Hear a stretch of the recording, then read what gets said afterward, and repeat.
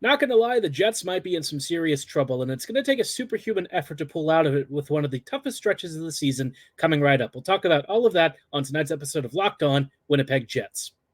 You're Locked On the Hockey Jets, your daily podcast on the Winnipeg Jets. Part of the Locked On Podcast Network, your team every day.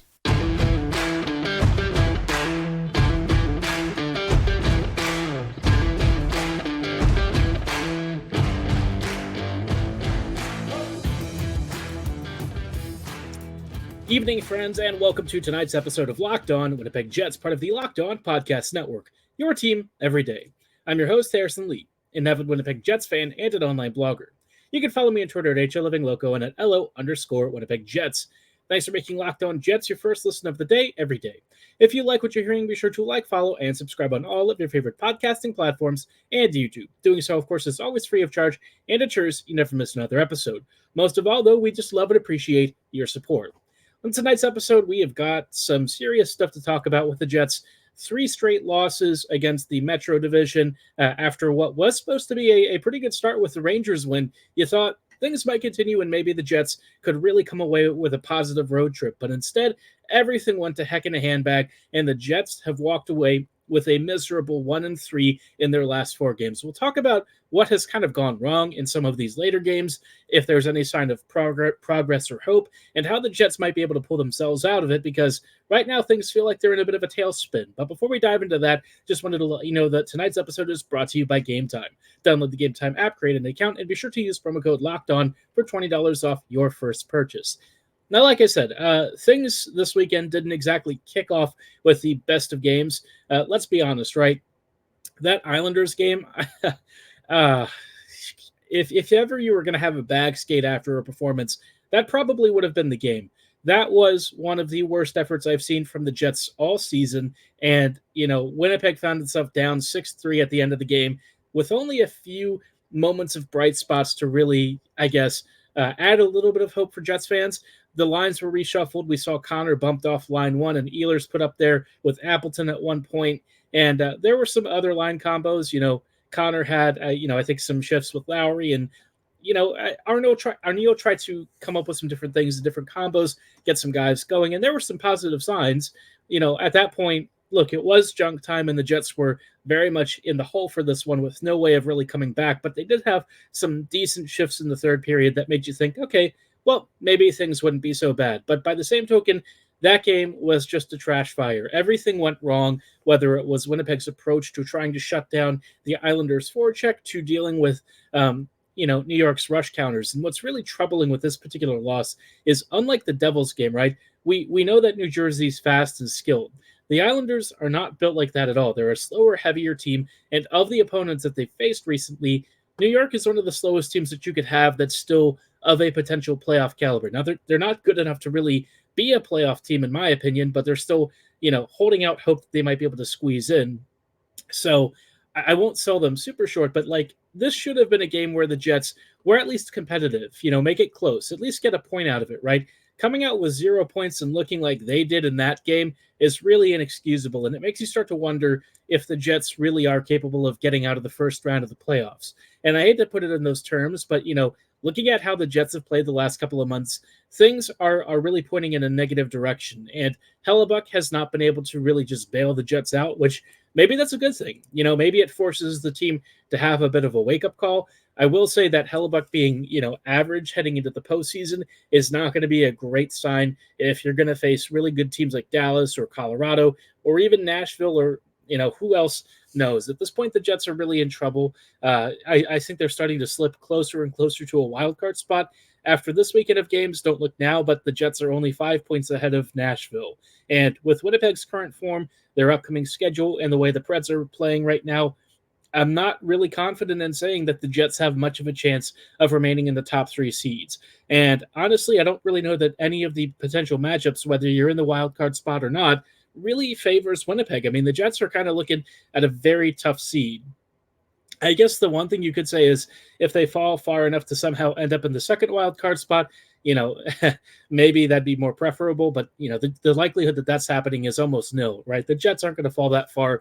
They're not going to slide all the way down to the second wild card. So Not loving life right now if you're a Jets fan. I think this is probably one of the bleakest streaks we've seen from them because it's not so much that the Jets have been bad every single game that they've played. It's just that they've been bad against teams that they've, you know, traditionally struggled against stylistically. You know, there are these opponents and some styles of play that have put the Jets under the caution. You know, Winnipeg really hasn't been able to find a way around, especially like the stuff off of rush counters. That's where the Jets have been getting killed in especially brutal fashion. But against the Islanders, everything just didn't seem to work. There were misplayed pucks, really bad passes, and honestly, you know, if you really want to talk about accountability, you have to bench Neil Pionk after this game, right? Neil just really had one of his worst outings in a Jets uniform ever. I'm trying not to pick on individual players, but I really feel like Pionk had a bad enough game to where you have to ask yourself, you know, would sitting him for a couple of games maybe take some of the pressure off of him, let him try and, you know, reset himself, because that was one of the worst games I've ever seen from him. And it wasn't just him that really struggled. Pretty much everyone in that lineup was just bad. You know, from the ground up, it was an awful game. And really a disappointment, right? After the New Jersey game, I thought, okay, well, the Jets have a chance to really come away with a big win. You know, the Islanders had lost several games recently, really not getting many wins on home ice.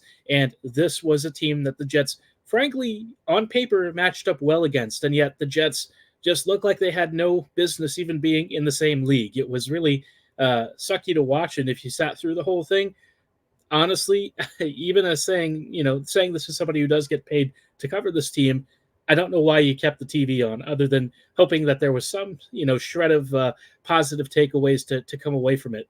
You know, when the team looks like this, sometimes it's just better not to watch the rest of it. I will say that, you know, like I said, the end of the game was a little bit more positive, and it gave me some hope for the game in Washington the following day. Unfortunately, all of that hope kind of got, you know, flushed down the toilet because the Jets then got shut out by the Caps. And we'll dive into whether or not the scoreline was quite as indicative of the actual performance. And I'll give you a spoiler. It wasn't. The Jets were a lot better in this game. But at the end of the day, this is still very much an outcome-oriented business.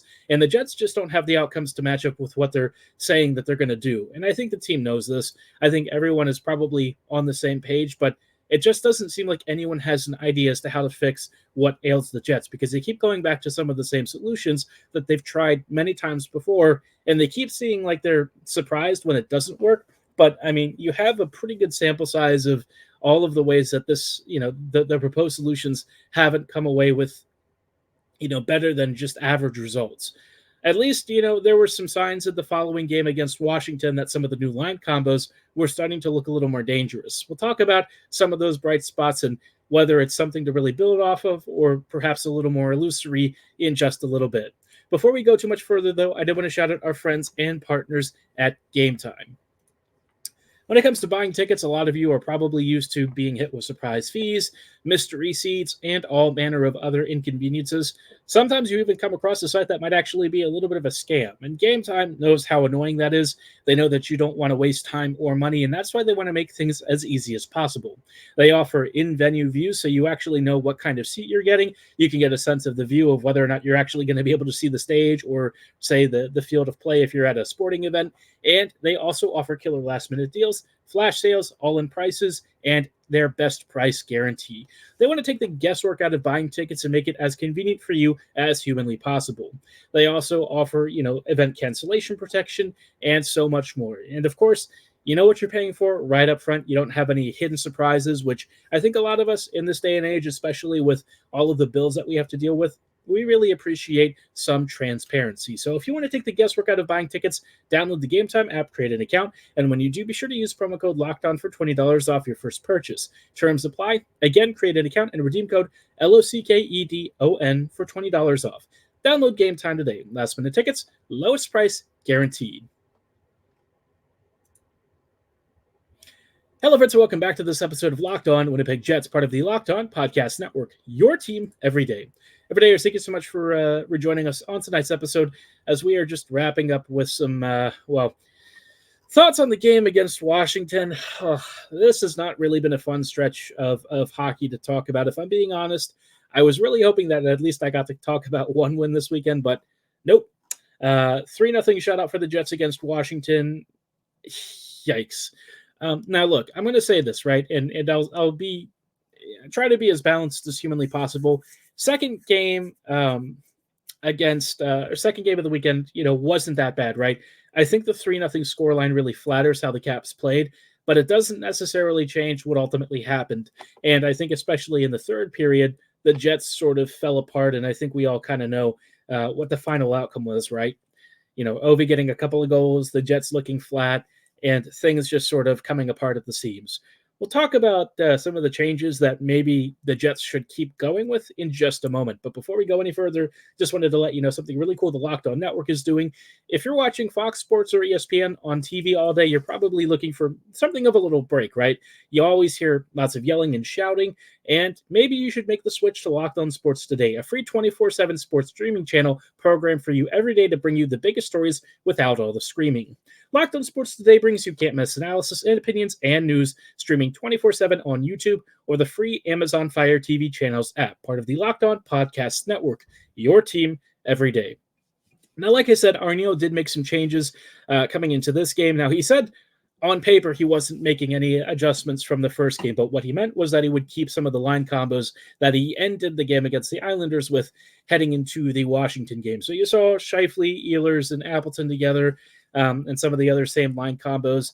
Now, unfortunately, for as many chances as some of the top six did create, it didn't actually lead to anything substantive. I think Winnipeg would probably rue some of the opportunities it had. There were a number of 2-on-1 rushes and odd man situations where the Jets came close, but just weren't really able to hit pay dirt. The Connor Monahan-Nemestikov line for the bit that it was together looked pretty good. I thought that was probably the most engaged I've seen Connor in some time.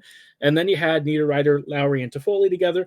That line I didn't really notice as much. And I feel like putting Toffoli on the third line doesn't really make the most of his skill set, right? I feel like you'd probably be better off having him somewhere in your top six. And we actually did see that happen.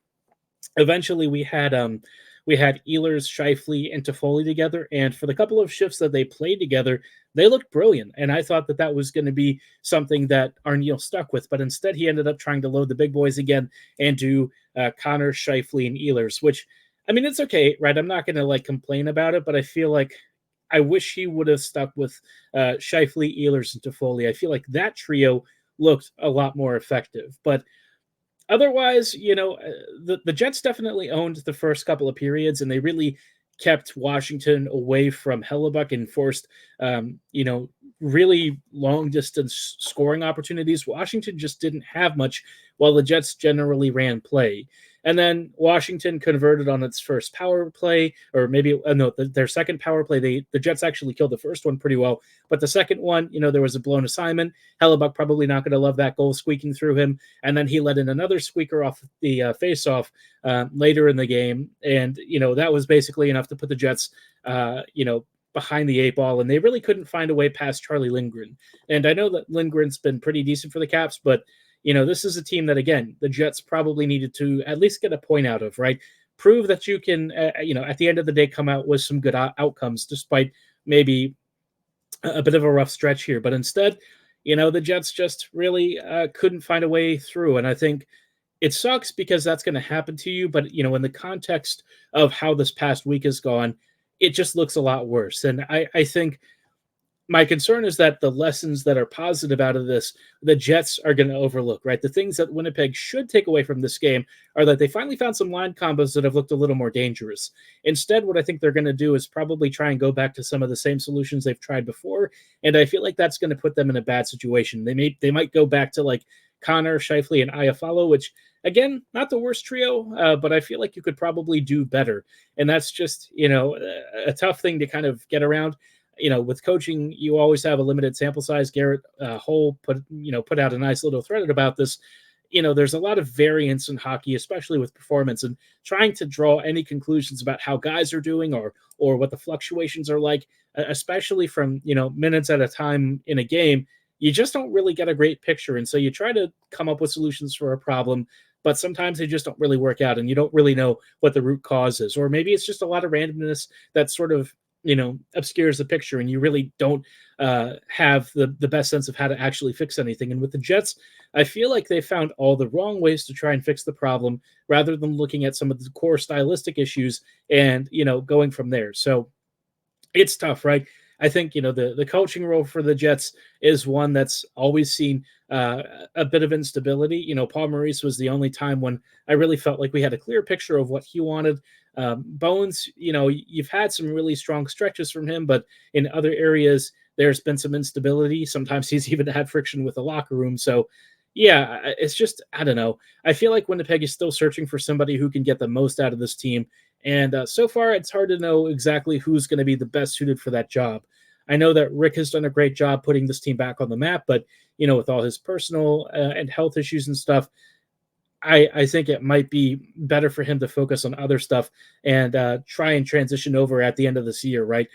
I think the Jets kind of need to figure out if this core is really the one that they want to commit to. They've definitely locked in Scheifele and Hellebuck, but they keep trying to, trudge up this hill with this group. And so far, it just doesn't seem like they're really getting, on track. They have a good, strong half of a season to even in this point, 2/3 of a season, and then something breaks down along the way. And, you head into the playoffs with really bad vibes, poor performance, and the team falls apart. So, yeah, I'm hoping that this is sort of a passing phase and that maybe this week at home is going to be what, is the cure for what ails the Jets right now. But I got to say, given who they're about to play, I'm not really feeling optimistic. The Jets have to go through like Edmonton and a number of other teams, Vegas. I mean, this is just not a great time of the schedule for the Jets to be kind of bowing out of like the top 3 seeds in the Central. At least they have like the Sens later this week. But I got to be honest, I'm not really feeling like I'm abundantly confident in Winnipeg's ability to even beat Ottawa. So, yeah, I know that we have this, tendency to overreact after bad stretches, but I really feel like the Jets are in a fair bit of trouble. And, with Winnipeg, look, as much as this team has accomplished this season, this is the stretch where you really can't afford to be sagging like this. And with how stuff has kind of been cyclical with this team, you worry that you're going to fall into another trap where, again, the Jets are out in the first round. And I think that brings up a big question. Is this team fraudulent? We'll talk about that in just a moment, whether I really subscribe to that or whether you should too. We'll get into that and really figure out, what is it that's going to prove that this team is for real in just a moment. But before we go any further, I did want to shout out our friends and partners at eBay Motors. Passion, drive, and patience, what brings home the winning trophy, is also what keeps your ride or die alive. eBay Motors is everything you need to maintain your vehicle and level it up to peak performance, from superchargers, roof racks, exhaust kits, LED headlights, and more. Whether you're into speed, power, or style, eBay Motors has you covered. With over 122 million parts for your number one vehicle, you'll find exactly what you're looking for. And with eBay's Guaranteed Fit, your part is guaranteed to fit your ride every time, or you get your money back. Because with eBay Motors, you're burning rubber, not cash. With all the parts you need at the prices you want, it's easy to turn your car into the MVP and bring home the victory. Keep your ride or die alive at ebaymotors.com. Eligible items only. Exclusions apply. eBay Guaranteed Fit is only available to U.S. customers.